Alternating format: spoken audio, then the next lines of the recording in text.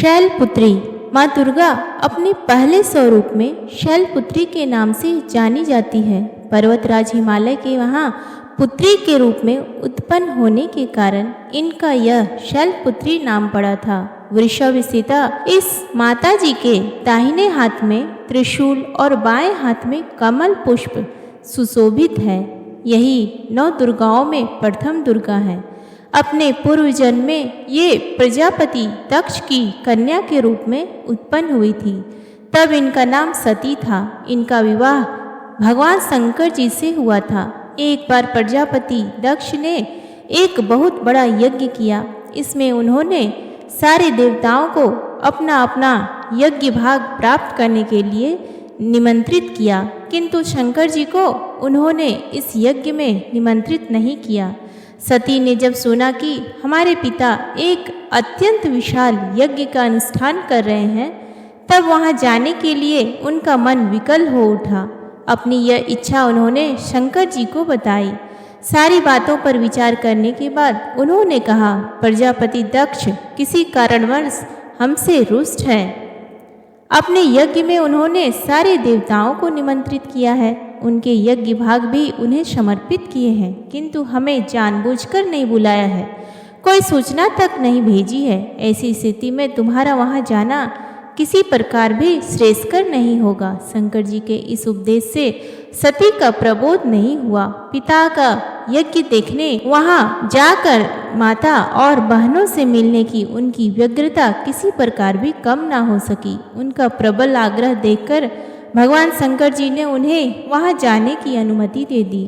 सती ने पिता के घर पहुंचकर देखा कि कोई भी उनसे आदर और प्रेम के साथ बातचीत नहीं कर रहा है। सारे लोग मुंह फेरे हुए हैं। केवल उनकी माता ने स्नेह से उन्हें गले लगाया। बहनों की बातों में व्यंग्य और उपहास के भाव भरे हुए थे। परिजनों के इस व्यवहार से उनके मन को बहुत क्लेश पहुंचा।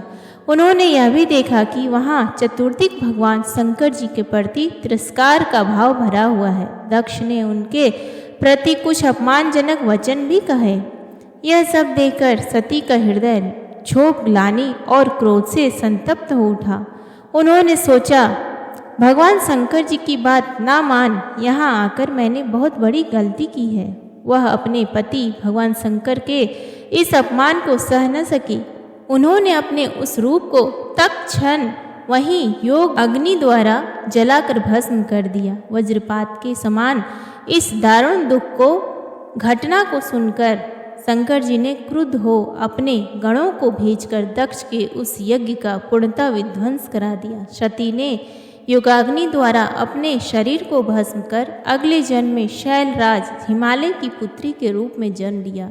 इस बार वह शैलपुत्री नाम से विख्यात हुई। पार्वती हेमवती भी उन्हीं के नाम है। उपनिषद की एक कथा के अनुसार उन्होंने हेमवती स्वरूप से देवताओं का गर्व भंजन किया था। शैलपुत्री देवी का विवाह भी शंकर जी से ही हुआ। पूर्व जन्म की भांति इस जन्म में भी वह शिव जी की अर्धांगिनी बनी। 9 दुर्गाओं में प्रथम शैलपुत्री दुर्गा का महत्व और शक्तियाँ अनंत है। नवरात्र पूजन में प्रथम दिवस इन्हीं की पूजा और उपासना की जाती है। इस प्रथम दिन की उपासना में योगी अपने मन को मूलाधार चक्र में स्थित करते हैं। यहीं से उनका योग साधना का प्रारंभ होता है।